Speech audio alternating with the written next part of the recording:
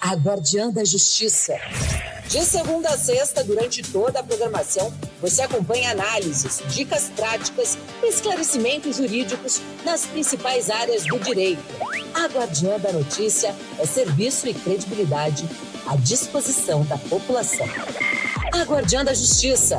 Informação responsável, direto ao ponto, para você conhecer e exercer os seus direitos. A Guardiã da Justiça. A Guardiã da Justiça. A Guardiã da Justiça. Muito boa tarde, já estamos ao vivo aqui dos estúdios da Guardiã da Notícia, música e informação na palma da sua mão, hoje para tratar de um tema que eu gosto particularmente muito, que é sobre cultura periférica, a questão da inclusão social e como que ela forma a consciência crítica. E para isso eu trouxe uma pessoa super especial, um convidado que eu gosto demais, não só como ser humano, mas também como um profissional e um ativista nessa área, que é meu querido amigo Chico César. Tudo bem, Chico? Olá, tudo bem, Ricardo. Satisfação, prazer em estar aqui com você. Fiquei lisonjeado aí pelo convite. Espero atender a expectativa, né? Não, vai sim. Só de você contar um pouquinho do que você está fazendo agora, eu acho que já abre aí o nosso programa com muita informação. Então eu queria saber, Chico, o que você anda fazendo aí por aí?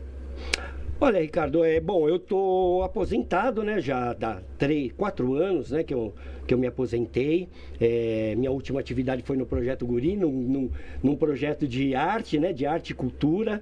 E agora eu tô, assim, dividir meu tempo, assim como a gente gostaria que todos aposentados pudessem ter um privilégio, né, de dedicar um pouco do seu tempo para cuidar da sua saúde, né, sua saúde mental, sua saúde física, para poder garantir aí uma longevidade, né, ter um momento de ócio criativo, né, e, sabe, dar continuidade a alguns projetos que eu já tinha começado já na minha fase final de Projeto Guri, que é junto com o movimento dos slams, né? Da poesia periférica, das batalhas de poesia periférica, né? Então, eu tenho feito alguns projetos pontuais, né? Tenho feito um projeto mais contínuo que é com o podcast, né? Podcast Na Vez e Na Voz, que trata exatamente dessa arte, dessa cultura, das periferias e, né, tocando assim no meu dia a dia. Repete para os nossos ouvintes aí, para que eles possam seguir também essa página do podcast,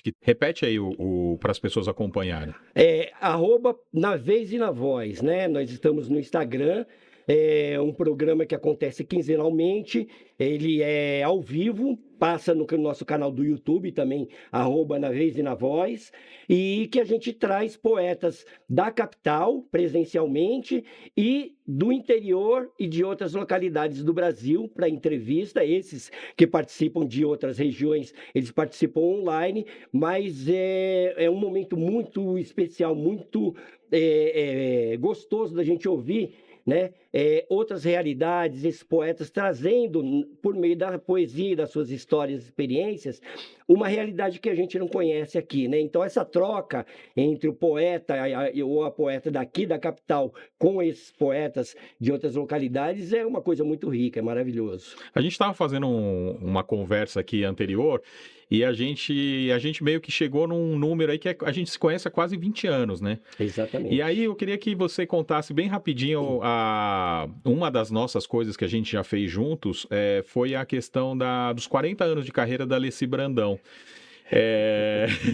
Conta um pouquinho isso aí, que eu achei divertidíssimo, eu já não recordava tanto assim dessa memória, mas você trouxe e me trouxe uma nostalgia assim enorme. Pois eu tive lá no gabinete, na realidade eu tive no gabinete para convidar a Alessi para participar de um encontro nosso, onde os educadores e educadoras de todo o estado estariam presentes, para a gente presenteá-la com um troféu como madrinha do Projeto Guri na Fundação Casa. Então esse foi o objetivo, né, de montar essa agenda contigo. E aí você falou, né, ainda falou assim, não, Alessi, ela está numa correria, porque ela está organizando os 40 anos de carreira dela, e ali me deu um estalo. Eu falei, nossa, 40 anos, nós num projeto de música, ela, né, uma sambista. Aí eu falei, Ricardo, a Alessi já pensou alguma vez em tocar com uma orquestra? Aí você na hora acendeu e falou, fale mais sobre isso. E a gente começou a conversar sobre isso. Dali você já saiu, falou assim, eu vou conversar, daqui a pouco voltou, falou, adorou a ideia, vamos fazer e não sei o que lá. Enfim, saímos dali já com as coisas quase que meio encaminhadas. Menos dentro do próprio Projeto Guri. Mas que, graças a Deus, até pela condição também da Alessandra, que a gente manda um beijo para ela aqui, também abraçou o projeto, sim, né? sim. No primeiro momento teve aquele estresse, porque eu acabei atropelando todo mundo, mas ela já sabia que era uma boa coisa, né? Que ia ser um sucesso, como foi. Foi. A Alessi se apresentou com uma orquestra do Projeto Guri em Jundiaí, depois aqui no Ibirapuera, com os meninos da Fundação Casa também, né? Na percussão foi marcante. E você sabe que ela vai para 50 anos, então isso tem 10 anos, né? Então essa nossa ideia que saiu do papel, que era uma loucura no começo, né? Que envolvia muita gente, porque uma orquestra é feita de bastante gente, e já vai para o aniversário aí de 10 anos. Então, exatamente. É uma parceria que a gente teve, né? Que eu achei que é o resultado dessa nossa amizade, dessa admiração que eu tenho por você. Eu acho que a gente conseguiu também deixar um legado aí, que é a comemoração dos 40 anos da Alessi. Exatamente.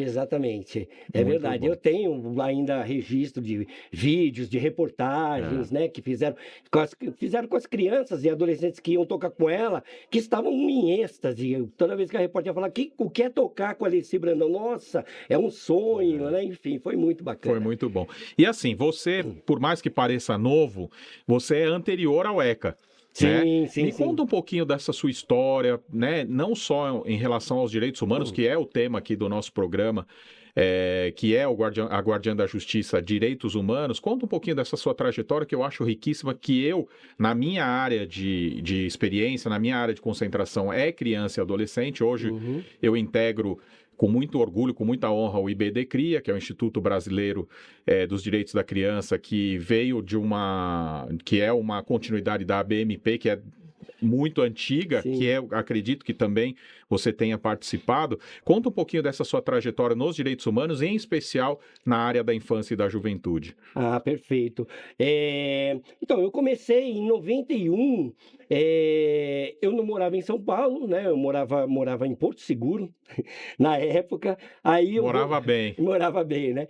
Aí voltei para São Paulo e uma amiga minha, uma grande amiga, me falou que o governo do estado estava criando um programa aqui no estado, enfim, que era para trabalhar com crianças e adolescentes e que eles estavam selecionando educadores e educadoras que não precisavam ter experiência, porém tinham que ter formação na área de humanas, né? Que minha área é na área de comunicação social. Eu acabei mandando meu currículo para lá. Nunca tinha trabalhado com crianças, mas como falaram que não era necessário, que a formação ia ser feita pela própria secretaria, eu mandei e fui chamado. E ali começou toda a minha trajetória. Eu fiquei 5 anos trabalhando na secretaria, no SOS Crianças, que era a porta de entrada para a Secretaria do Menor, né, com aquele uns dias, né, quando eu estava fazendo ainda meu mestrado, eu fui levantar os programas que tinha a secretaria, porque eu falei, nossa, eram muitos programas, né, Clube da Turma, Circo Escola, Casa Abrigo, enfim, uma infinidade de programas. Acho que foi o último momento em que o governo do estado, ele era o gestor dessa política voltada para criança e adolescente, né? Depois acabou havendo aí a passagem para as organizações sociais. Fiquei 5 anos lá e dali eu saí, e aí é uma passagem muito engraçada, porque eu sou formado em jornalismo e na época eu tinha uma entrevista, quando eu saí de lá eu consegui uma entrevista no Diário Popular. Os mais novos nem sabem o que é isso, né? O Diário Popular era um jornal que tinha aqui. E um amigo meu que atuava num projeto, num abrigo ali no centro da capital, ali mais precisamente na Bela Vista, me chamou para conhecer, falou, você não está mais no SOS, tudo? Eu falei, não sei. Então vem conhecer um projeto aqui. Eu falei assim, mas do que é um projeto com criança? Eu falei, cara, eu tô querendo voltar para minha área, não vou. E ele insistiu até que ele falou assim, então passa aqui para tomar um café e vem no dia que você for para a entrevista, vem mais cedo, a gente toma um café, depois você vai para a entrevista. Eu falei, perfeito. E aí eu fui, né, que era um projeto chamado Abrigo Educativo Taiguara, né, ali na rua Vicente Prado. E eu fui lá para tomar um café com ele.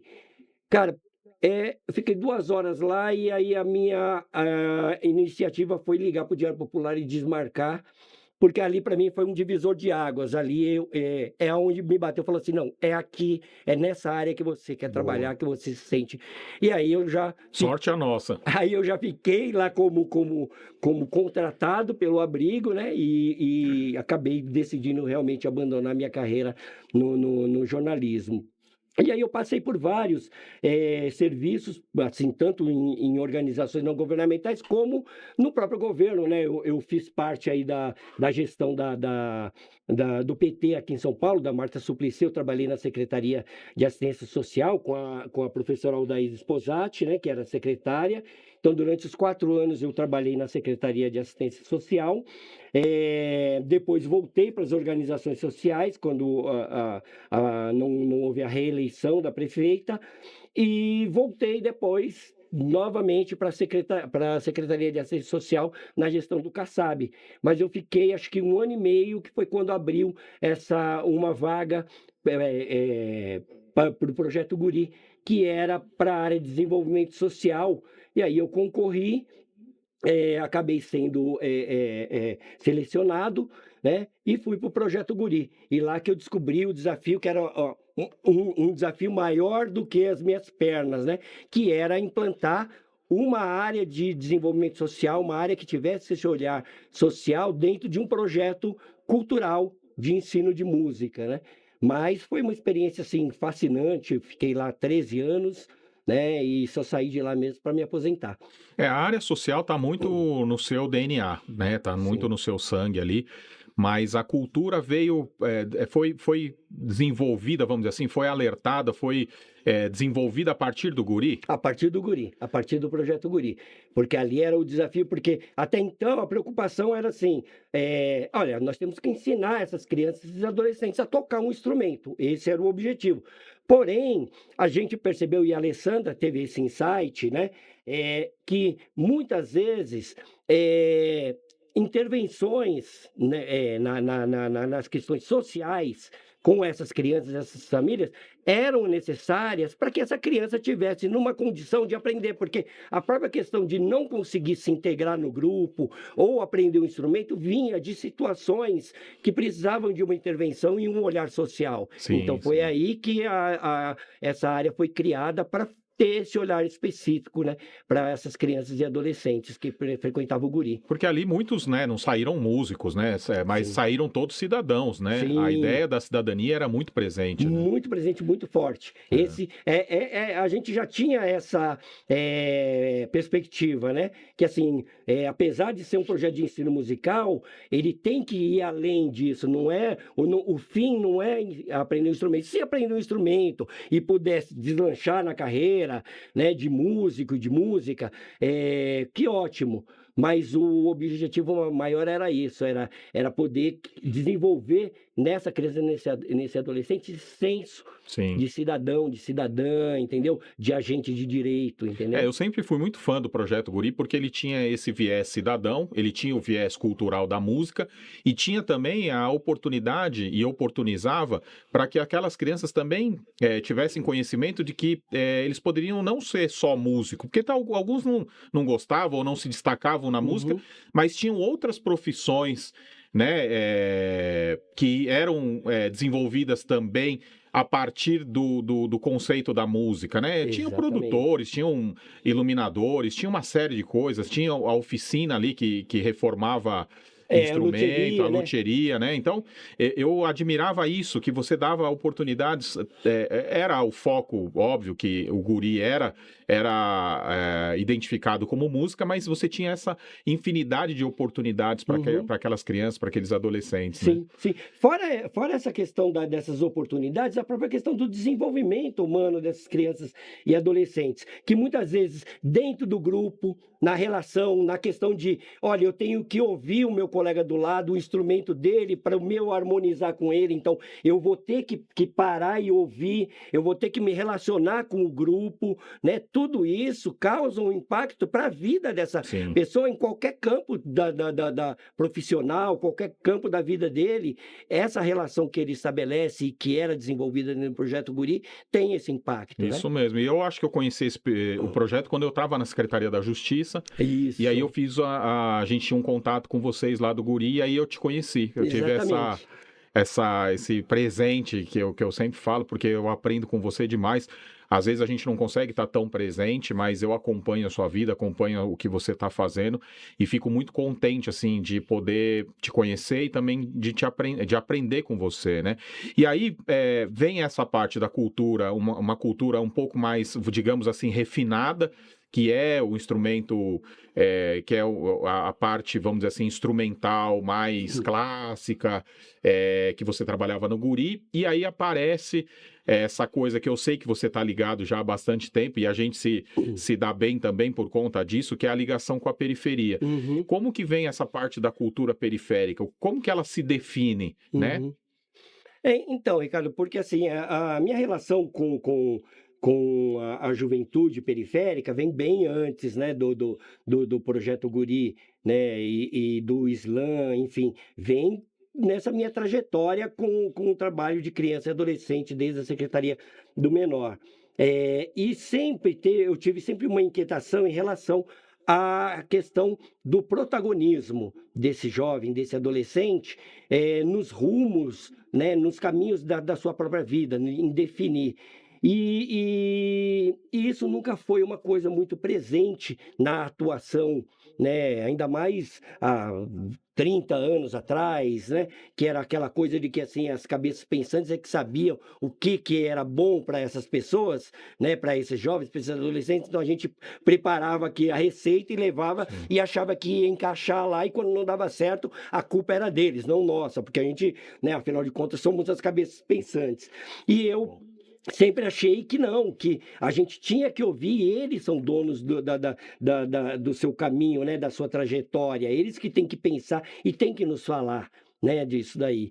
E aí eu acabei conhecendo os slams, que foi uma coisa assim, totalmente sem querer. Eu estava um dia no Projeto Guri, né? Estava ali fechando já o meu horário. Aí eu peguei e fui dar uma sapeada no Facebook, né? Aí passei, e aí fui passando, daqui a pouco eu vi um vídeo de uma menina, né? Franzina, branquinha, assim, cabelo todo cacheado, recitando num lugar que eu não sabia que era, só via as pessoas ali em volta assistindo, mas ela estava fazendo, a poesia dela tratava da questão de 2013, das manifestações aí pelo passe livre e tudo mais, as manifestações estudantis. O nome dela eu lembro até hoje, que é Mel Gomes. Você encontrou depois, não? Encontrei, uma vez eu encontrei, até tirei uma foto com ela e falei para ela, diz aí, né? E a poesia, cara, aquilo bateu de uma tal forma, eu assisti aquele vídeo e depois eu fiquei voltando aquele vídeo e eu falei, gente, o que é isso? Da onde vem isso? Porque não tinha propaganda de nada, não tinha referência. E aí eu fiquei aquilo na cabeça e tudo, e aí eu comecei a pesquisar, ir atrás, aí eu descobri que aquilo ali era um evento que acontecia ali na Guilhermina, né, perto do metrô, tudo de sexta-feira, a última sexta-feira de cada mês. Aí eu me programei para ir lá. Eu falei, eu tenho que ir lá conhecer isso daí, saber o que é. Aí eu fui, que foi o Slam da Guilhermina. Foi a primeira vez que eu tive contato com o Slam, assim, ao vivo e a cores. Foi no Slam da Guilhermina. Aí eu fui lá assistir. Cara, eu saí de lá, né? Eu moro na Zona Norte, eu estava lá na Zona Leste. Eu fui embora de metrô, cara, mas assim, até para dormir foi difícil, porque aquilo deu uma mexida tão grande comigo que eu só pensava assim, como eu posso, de alguma forma, colaborar para estar junto desse movimento e para fortalecê-lo. Já que eu não sou poeta, né, eu tenho que pensar o que eu posso fazer. Eu tenho habilidades que foi desenvolvida durante essa minha trajetória no trabalho social, que é articular e mobilizar, articulação e mobilização. Falei, então é isso que eu vou fazer. Vou me juntar a esse grupo e vou tentar articular para fortalecer, para difundir, para levar cada vez mais, porque quando você está muito envolvido com algo que te deixa muito impactado, você quer levar para todo mundo, você quer que todo mundo conheça, né? E aí eu comecei a pensar de que forma eu podia levar esse movimento para conhecimento de outras pessoas, principalmente quem nunca tinha ouvido. Hoje em dia, mais pessoas, você fala Islã, as pessoas já sabem, mas antes, né, em 2017, 2018, ninguém sabia. Você falava o que era Islã, pessoa Islã de Estado Islâmico? Não, Islã... Conta um né, pouquinho dessa história aí que até a gente conversou no começo. Conta um pouquinho dessa história do que é o Islã, onde surgiu, que é uma cultura que veio dos Estados Unidos. Conta um pouquinho. O Islã, ele foi criado em Chicago, né? Dentro de um bar, de um pub, nos Estados Unidos, por um trabalhador da construção civil, Mark, não vou lembrar todo o nome dele, né? Mas certamente você vai trazer ou o Emerson ou a Roberta aqui, e eles vão contar direitinho essa história. Ele criou porque ele percebia, ele organizava um sarau dentro desse bar, e ele percebia que esse sarau estava minguando, que era um momento, quando ia começar o sarau, as pessoas abandonavam ali o espaço para ir ou no banheiro, ou comprar uma coisa, e deixavam ali, às vezes, o poeta ou a poeta falando sozinha, e isso preocupava ele. E aí, já pensando, né, nesse comportamento do ser humano, né, da questão da competição, que é muito presente no ser humano, ele decidiu criar uma competição, ou seja, eleger jurados e juradas ali no momento da declamação da poesia, que pudessem dar nota. Ou seja, criou essa competição lá dentro. Aí o negócio, cara, estourou, né? Porque aí todo mundo vibrou com aquilo, né? Da questão de participar e ter uma nota para sua poesia, ou para o pessoal mesmo interagir com todo aquele movimento. Aí a coisa bombou, estourou, foi para outros lugares, né? Enfim. E aí despertou a atenção aí da Roberta, que acabou indo conhecer lá e também pirou com esse movimento lá e trouxe para o Brasil. Ainda bem, né? Mandar um beijão para ela. Ela é verdade. Quero trazê-la aqui para contar um pouquinho dessa história, mas ela é muito importante para a cultura periférica. Sim. E especial do Islã. Mas eu queria que você dissesse um pouquinho sobre a importância, talvez o público lá dos Estados Unidos fosse, o público que eu digo, os participantes do Islã lá de Chicago, fosse diferente da realidade aqui do Brasil, né? Obviamente, a gente está falando de meninos da periferia. E aí, qual é a importância, por exemplo, de a gente ter um Islã, de ter uma poesia, de ter uma música, de ter uma literatura periférica? Como que você acha que isso influencia para o artista, mas também para as pessoas que eles conseguem tocar com essa manifestação cultural? Então, na realidade, toda essa manifestação cultural, né, que vem das periferias, é produzida, né, por um longo tempo, ela nunca foi considerada, né? Porque assim, nada do que era produzido nas periferias tinha valor. Tinha valor. O que tinha valor era o que vinha do centro, o que a mídia definia enquanto cultura, né? Apesar da gente já ter na nossa história conhecimento do samba, que também foi discriminado, da capoeira, da própria comida, né? Até chegar hoje nos lugares mais refinados, mas antes eram discriminados e até perseguidos, né? E no caso do Islã, não foi diferente, como outras culturas periféricas, o funk, tudo que são perseguidos e não são considerados. Então, a própria periferia acabou deixando de de considerar as pessoas que falavam dela para ela mesma se dedicar a falar dela, né? Porque até então o que se tinha eram pessoas que vinham de fora, pessoas que não conheciam a periferia, muitas vezes nunca tinham pisado na periferia, ou quando pisaram foi só para defender o seu trabalho de pesquisa, e depois iam falar como pessoas que tinham total propriedade daquela realidade. A coisa mudou quando a própria periferia decidiu ela mesma falar dela, né? E falar dela por meio das suas manifestações culturais, por meio da música, por meio do samba, por meio do funk, por meio do rap, por meio da dança e por meio da poesia, né? E você acha que essas manifestações culturais, seja de poesia, seja de música, ela acaba sendo ou sendo vista como um entretenimento, ou ela também tem ela também tem o papel de uma resistência ali? Não, ela é também entretenimento, mas ela não é só entretenimento, né? Porque se a gente olha ela só como um entretenimento, a gente não entende a potência dela, né? Ela, na realidade, ela denuncia injustiça, ela questiona privilégios, ela fortalece a comunidade, né? Ela ajuda muita gente a sobreviver emocionalmente, inclusive, né? É resistência em forma de arte, cara. Muito bom. Entendeu? E como que você acha que a poesia, né, que é manifestada ali nos slams, ela desperta esse senso crítico nas pessoas? Então, na realidade, ela faz a gente olhar a realidade de uma outra forma, entendeu? Ela faz com que a gente veja com outros olhos essa realidade. Uma poesia, ela não entrega a resposta pronta, ela provoca, incomoda, emociona e ela faz parte, entendeu? Muitas vezes uma boa poesia consegue abrir uma reflexão em uma palestra que dura horas, que foi o que a gente está falando. Uma poesia de 3 minutos, às vezes fala muito mais do que em 2 horas de palestra tratando do mesmo assunto. Aí você acha que esse alcance que os slams têm na juventude em especial, nos jovens, ela às vezes consegue transmitir mais informação do que a própria educação formal? Ah, isso sem dúvida. Isso sem dúvida. Por quê?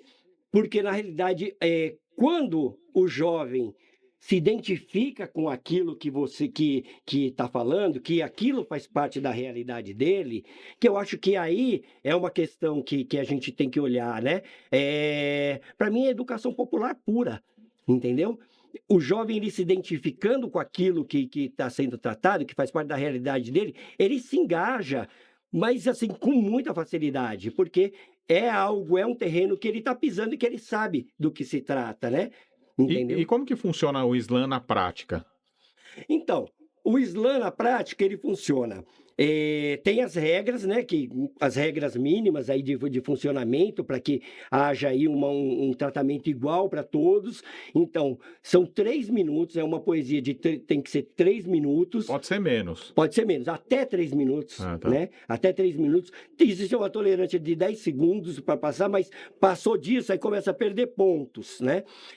Não pode, a poesia tem que ser autoral e não pode usar nenhum tipo de música, nenhum tipo de adereço, nenhum tipo de qualquer tipo de instrumento, de alguma coisa que não seja o corpo e a voz. Diferencia, então, das batalhas de rima isso, né? Então, nas batalhas de rima, apesar de serem linguagens de uma mesma vertente, são linguagens diferentes. A batalha de rima tem a questão do embate. São 2 artistas ali que estão debatendo, que estão se degladiando, né? No caso do slam, na realidade são poesias declamadas, que tem cada momento tem o seu poeta, eles não estão no mesmo momento e tem os jurados e as juradas que vão fazer a análise dessa poesia, vão dar sua nota conforme essa poesia representou para eles ali naquele momento. Não existe uma exigência de uma técnica para a avaliação. É assim, olha, essa poesia para mim bateu de uma tal forma que essa poesia para mim, sabe, não merece uma nota máxima, enfim. Aí depende muito do momento. Você acha que a cultura periférica ainda sofre preconceito e de que forma, assim? Ah, sem dúvida,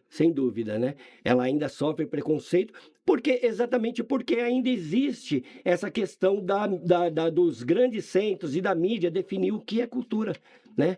Então, assim, a poesia periférica, ela está dentro dessa condição de ser algo que vem, que na realidade foge a esse modelo de arte e de cultura que tentam todo o tempo colocar para a gente como aquilo sendo arte.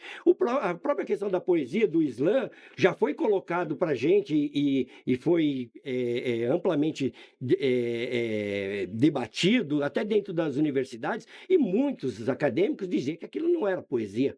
Sabe, isso não é poesia, entendeu? Porque a poesia era aquela coisa lírica, ela era aquela coisa, né, que a gente está acostumado a ver, né, com aquelas palavras rebuscadas e tudo mais, e você trazer dentro de uma letra a sua realidade de uma forma coloquial, de uma forma popular, aonde as pessoas entendam, não, aí já não é poesia, né? Os nossos ouvintes que se interessaram pelo tema, que querem participar de um slam, como que ela procura perto de onde ela mora? Como que ela consegue informações sobre como participar, que dia que acontece? Como que ela faz? Bom, hoje a forma mais fácil de acessar e de saber onde tem os slams são as redes sociais, né? No Instagram, você coloca lá, basta você colocar uma palavra slam, vai aparecer lá um monte, né? Aí você vai filtrando. Ou então as pessoas sigam o podcast Na Vez e na Voz. Boa. Entendeu? Podcast Na Vez e na Voz, lá ela vai poder conhecer os poetas, as poetas que a gente traz, né? Ali a gente está trazendo representantes do país inteiro e dali ele já pode conhecer um pouco dessa realidade e procurar na sua cidade, no seu estado, aonde ele vai encontrar coletivos de slam para poder participar. Para os nossos ouvintes também, vamos supor que eu queira ajudar, contribuir com esses jovens que fazem o slam, com a organização. De que forma que você acha que eu posso ajudar?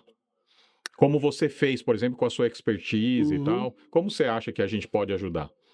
Olha, Ricardo, eu acho que tem várias formas das pessoas poderem ajudar. Primeiro, a própria questão de seguirem, de conhecerem, né? Para, inclusive, não fazer juízo errado daquilo que acontece. Muitas vezes vê um monte de jovem reunido na rua, numa praça, aí já acha que ali tá uma bagunça, que ali não conhece as coisas, né? A gente presencia isso lá no Islã da Guilhermina, que é feito numa praça e que as pessoas vão passando ali. Aqueles mais curiosos dão uma parada, ouvem, veem o que está acontecendo ali e que certamente ouvem uma, duas poesias e aí vão com aquilo para casa pensar, refletir, porque aquilo de alguma forma mexeu, né, e criou aí um senso crítico em cima do seu cotidiano, né, porque está trazendo ali o cotidiano dessas pessoas que moram e que vivem nas quebradas, né, como a gente diz. Chico, eu ficaria aqui horas e horas te ouvindo, né? Como eu disse, já sou um profundo admirador aí da sua pessoa, mas infelizmente a gente está chegando no fim. Eu queria te agradecer demais, mas eu queria também que você deixasse alguma dica, alguma mensagem para quem está nos ouvindo e te agradecer demais a sua presença. Com certeza quero você aqui de volta, porque a gente deixou muita coisa para falar ainda. É verdade. Não, mas sempre tem muita coisa. Esse tema é um tema que não se esgota, né? Mas o que eu deixo de mensagem, Ricardo, é que, por exemplo, eu costumo dizer, né, que o Islã não forma poetas, né? Ele forma cidadãos e cidadãs. A poesia é só o caminho para isso. O que a gente constrói ali é autoestima, é consciência crítica, pertencimento e coragem de ocupar espaço que durante muito tempo foi negado, entendeu? Então, para mim, isso é o Islã, cara. Muito bom, muito bom. Então, vamos querer que você volte. Eu queria poder ficar aqui a tarde inteira conversando com você, Nossa, teríamos assunto aí para... Mas, infelizmente, a gente não tem esse tempo. Mas eu gostaria de agradecer a todos que acompanharam a nossa Guardiã da Notícia, pedir para que vocês continuem conferindo e acompanhando as nossas programações na nossa plataforma www.aguardiandanoticia.com.br, aqui na sua rádio FM 82.3. Agradecer a todos que participaram, todos que ouviram, agradecer o Chico mais uma vez, agradecer todos os funcionários aqui da rádio, agradecer meu braço direito, meu braço esquerdo, Danilo Rodrigues, e desejar a todos uma boa tarde. Muito obrigado. Quer estar sempre sempre atualizado com o que acontece na sua região? É fácil. Escaneie o QR Code na tela e conecte-se ao conteúdo exclusivo de A Guardiã da Notícia. Jornalismo regional, informações em primeira mão e as músicas que você ama ouvir. Sintonize também na rádio FM 82.3 ou acesse pela web. Tudo isso na palma da sua mão, a qualquer hora, em qualquer lugar. Grupo A Guardiã, conectando você ao futuro.